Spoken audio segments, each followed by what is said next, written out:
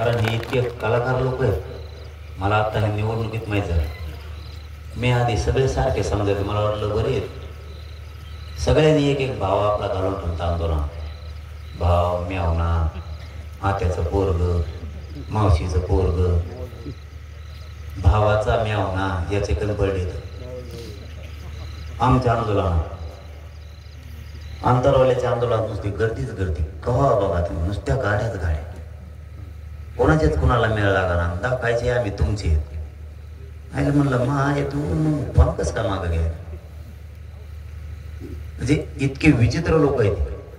पण गोरगरीब मराठा आजही गावखेड्यात जा, या राज्यात जशाला तसा जाग्यावर. तो म्हणतो कोणत्या राजकारणाचं काही देणे घेणे नाही आम्हाला. आमचा काय धंदा नाही. आपल्याला आयुष्यात लेकरं मोठे करायचे. ते राजकारण झालं गेलं, संपला विषय. पुन्हा मराठी एक झाली. इथं काय सगळ्याच पक्षातल्या लोकांना आरक्षण लागणार आहे. आता तुमचं गाव निघालं. 1-2 वर्षानं बघा तुम्ही आरक्षणाची काय किंमत. 1-2 वर्षाने ज्यावेळेस घरातलं 1-1, 2-2 पोरं लागलेले दिसतील ना, त्यावेळेस तुम्हाला आरक्षणाची किंमत कळलं. आरक्षण किती मोठं होतं. तुम्हाला कोणाच पुढं हातपाय पसरायची गरज नाही. कोणाच्याच पुढं. तुमच्याच लेकरं अधिकारी बनवा, IPS IAS दर्जाचे अधिकारी बनवा. तुम्हाला कोणा पुढं, कोणत्या नेत्या पुढं हात आणि पदर पसरायची कधीच गरज नाही पडणार. आणि या गुलामीतून बाहेर पडायचं असलं, या अन्यायातून यांच्या बाहेर पडायचं असलं तर आपल्याला आरक्षण गरजेचं होतं. आणि राहिलेल्यांना सुद्धा ते मिळवायचं. प्रत्येक आईबापानं रात्रंदिवस कष्ट केले. तुम्ही आज इथं इतक्या गाड्यात बसलात, माता मावल्या सुद्धा बसल्या. प्रत्येकानं रात्रंदिवस शेतात कष्ट केले. कष्ट करण्याचं कारण होतं, माझ्या वाट्याला आलेलं कष्ट माझ्या लेकरा बाळाच्या वाट्याला येऊ नये म्हणून तुम्ही रात्रंदिवस कष्ट केले आणि पोरं शिकवले. पण त्या इतके कष्ट करू ना तुमच्या मुलीचं स्वप्न पूर्ण झालं ना मुलाचं, कारण त्याला आरक्षणच नव्हतं. आपण आता अगोदर आरक्षण घ्यायला पाहिजे होतं, नंतर आपल्या कष्टाचं चीज झालं असतं. म्हणून हे आरक्षण खूप गरजेचं आहे. पुढच्याही काळात विरोध होणार आहे. तुम्ही फक्त एकजूट राहा.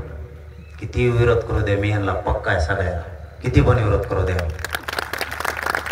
काय काय लोक म्हणतात आता तेच सरकार आहे पहिलंच. काय काय या सगळे नाही. सगळे म्हणतात येऊ दे कुणाचा बी, पायाखाली तुडीत असतो आम्ही त्याला. पक्का हे म्हणतात तेच सरकार आहे, पुन्हा देते का. आता तर खरी मजा आहे हिशोब चुकता करायची. हो द्या आता. पहिल्यांदा दुसऱ्यावर ढकलेत होता ना, मी विरोध करत नाही, मी द्या म्हणतो, आता कळण देतो का नाही. फक्त 25 तारखेला जानेवारीच्या एकाही मराठ्यांनी घरी राहायचं नाही. आंतरवाली द्यायचं सगळेचे सगळे.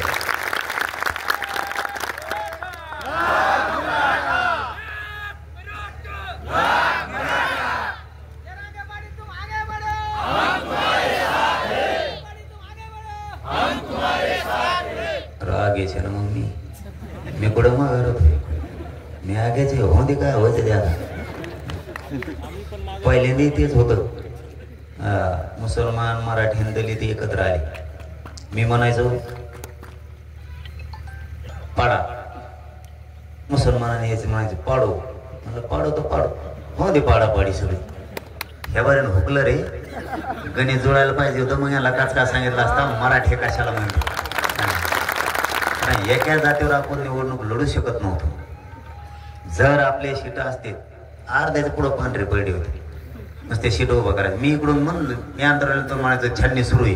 इकडं लगेच म्हणायचं युट्यूब कर आपल्याकडं काय झालं बेजारच लगेच. मी एखाद्या मतदारसंघाचं नाव घेतलं की इकडे टीम सगळी तिकडं अंतरवाले सगळं काम सोडलं. आणि तिथं त्या सरपंचाने कॅकताडाचं लावलेलं काय म्हणतात त्याला ते फळं. हा ते लावलं. त्याला होती काठी. काट्या कुपाटात कुणी पडलेलं. मी एखाद्या मतदारसंघाचं नाव घेतलं की काड्या भरूनच तिकडं आमचं नको ना. म्हणलं मग कुठं उभा करतो मी. का तामिळनाडूत जाऊ का तिकडं. कुणी यायचं म्हणायचं आमचं नको. मग आमचे उभा करतो कुठं. इतके नमुनेबाज येते. त्या लावलेल्या त्या शेतीला काटे होते. यो काठाना राहायला हवा त्याला. ते घसडू घसडू घसडू घसडू वांग यो काठाना राह मोकळं सपाट झालं. ते कुठं झोपायची दाखवायसाठी होतं. ते गोर गरीब मराठ्यांच्या एकजुटीवर यांना मोठं व्हायचं होतं आणि मला मात्र माझे गरीबच मोठे करायचे होते. एकदा तिथं पडले कुठतच नसायचे. मी तर एक दिवस बिल्डिंग वर गेलो, आहे ना 2-3 मिनिटं बोलू ना, रातभर जो आपण लो कार्यक्रम तिथं मी एक दिवस बंगल्यावर चढलो वर.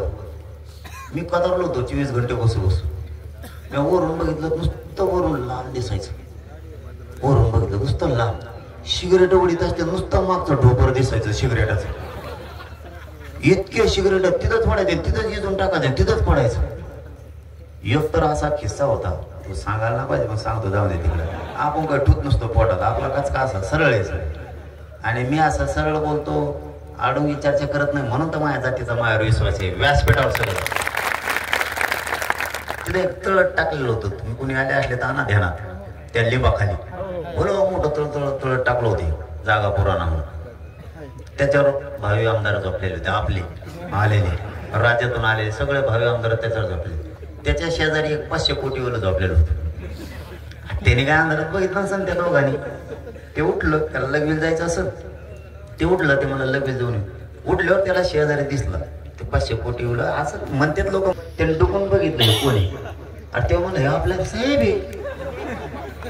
त्याने त्या शेजारच्या मित्राला उठलं, ते मला उठ साहेबच आहे का. मग त्याच्या एका नजरेत बदल होऊ नये. त्या दोघांनी डुकून बघितलं, ते मला साहेबच आहे ना आपला. ते दुसरं उठलेलं म्हणते आपली त्याची बरोबर आहे. असं इतकी विचित्र पोट्टे आपले बरोबर आहे. मला झोप लागत नाही तळाटावर. याला म्हणतात मराठ्यांचे गरिबाची एकजूट. अशा सरळच केले त्या टायमाला. आणि ते सरपंचाला लावले ते झाड आहेत काय, त्याला 8 दिवस पाणीच दिलं नव्हतं, वापसात नाही झाला त्याच्यावर.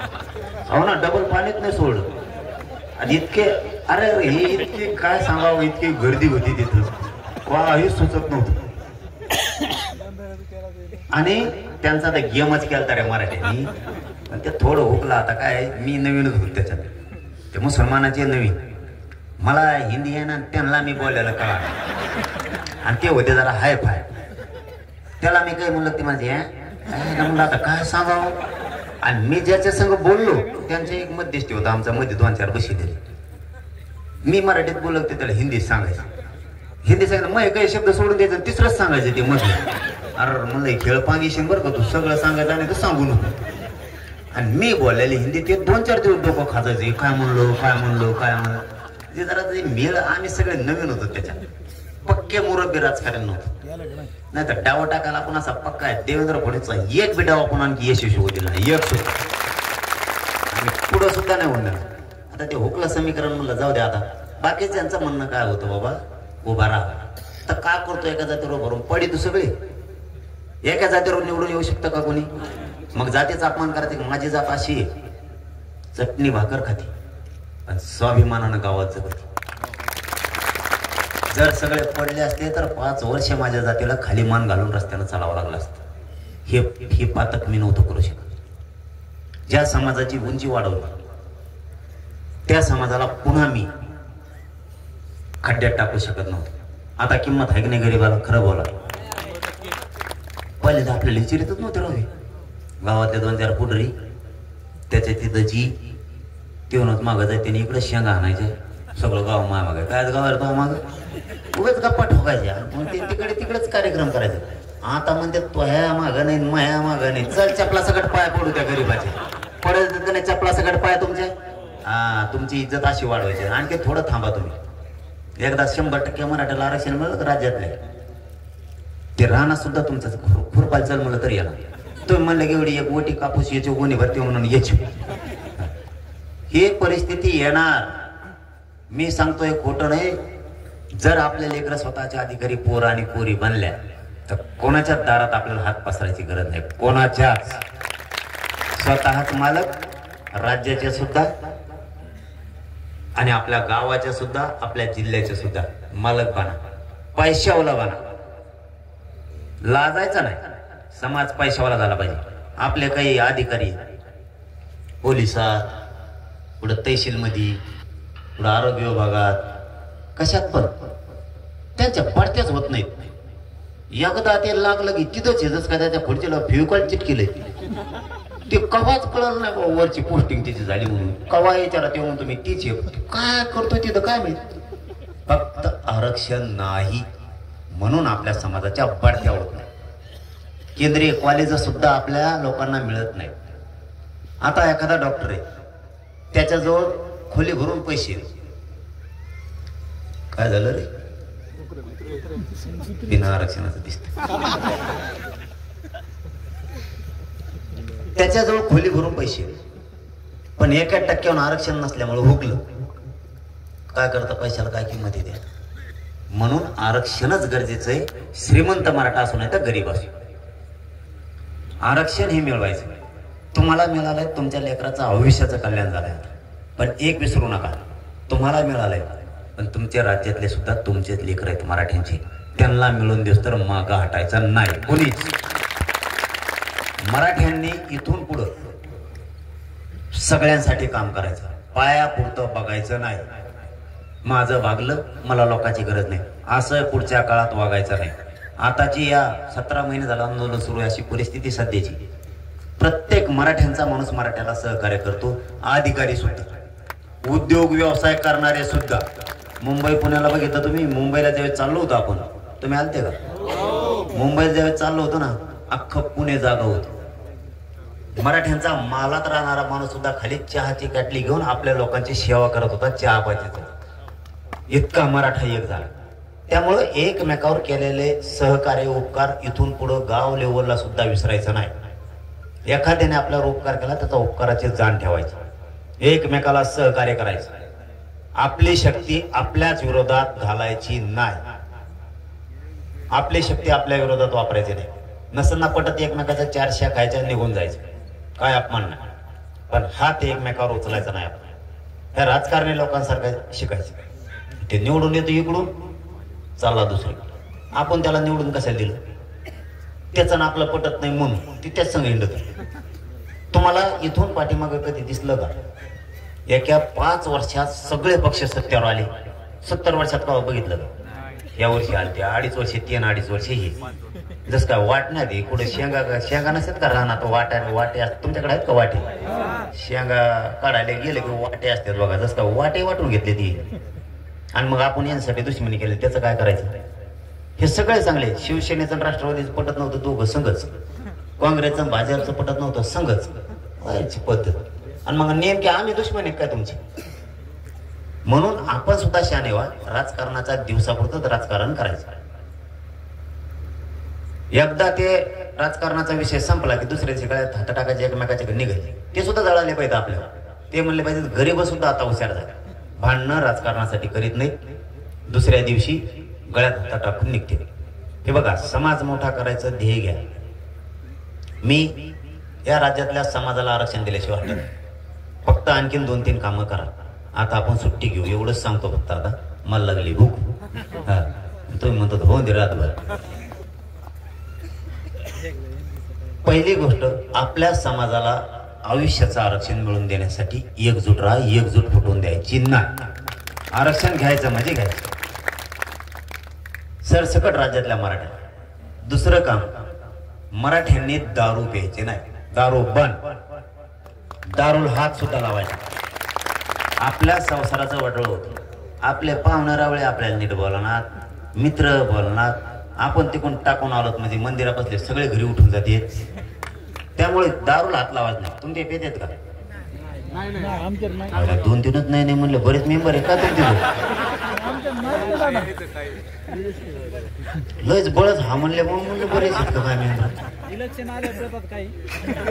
आणि नंतर मग वावर ऐकायचे का. दारू पिऊ नका. माझ्या काय बापाचे पेता का. तुमच्याच कष्टाचे पण तुमच्याच लेकराचं वटळ होत आहे. देण्यात राहू. दारूला अजिबात हात लावायचा नाही. मी सांगितलं म्हणून हात लावू नका. अजिबात दारूला हात लावायचा. आणि तिसरी गोष्ट एकामेकाचे बांध फोडायचे नाही. बांध फोडायचे बंद. 5-5 पिढ्या झाल्यात आपले लोक बोलणार त्या बांधामुळं. 2च फुटाचा बांध आहे. हे त्याचं थोबाड बघा ना ते त्याचं थोबाड बघा. तुमचा बांधात गुतलंय का. इकडं सगळं वावर पडक पडले आणि तिकडे बांध टोकरीतो दिवसभर शहरात गेलो तर तिसरा पारा जातो खुरपा घेऊन बांध टोकरीतो काय टोकरी तुरी द्या ना 2-2 फूट सोडून का मारायला लागलो बाप. त्या 17 महिन्यात मी घेतलेली माहिती मराठ्यांचं बांधाचं भांडणच नाहीये पोलीस स्टेशनला. मराठ्या भांडणच करणार बांधावर. आणि लग्न थोडे साधे करा. श्रीमंत असला काय काय गरीब असला काय. मंगल कार्यालय कोणी बांधलेत माहिती तुम्हाला? नेत्यांनी नाही तर दुसऱ्याने दे. उद्योगपती आलेत कुंकुडकान ते कोणाचे आहेत रे वेगळेच मंगल कार्यालय त्यांचे लय स्वच्छ बांधलं म्हणते. सगळी व्यवस्था आहे समटाची आमकी तमकी सगळी. पैसे भरायला आपण. गावात जमत नाही का तुम्हाला लग्न करायला? गावात पाहुणे भेटतात पुरं गाव राहत. पूर्वीची पद्धत राहू द्या ना. याचा अर्थ काय मंगल कार्यालय बंद पाडा नाही म्हणत. फुकट खर्च आहे हो. त्या खर्चामुळे आपलं वाटलं होतंय. जास्त खर्च करू नका. आपल्या लगेच म्हणतात नाही नाही वावरी का पण असं स्थळ मिळायचं नाही पुन्हा चांगल्याच कार्यालयात ठेवा लागत. अरे तुम्ही बारकाईने विचार करा. सगळेच मराठी. याला वेळ लागणार आहे बदलायला मला माहिती. पण आपल्याला टप्प्याटप्प्याने पाण्याच्यात बदल करावा लागला. समाज उचलायचा म्हणल्यावर समाज मोठं करायचं म्हणल्यावर काही पथ्य आपल्याला पाळावे लागणार आहेत. जसं काही मी ठरवलं की आपला जीव झिजला तरी चालत पण समाज मोठा करायचा असला तर इमानदारीनं राहावं लागेल. मी आजपर्यंत इमानदारी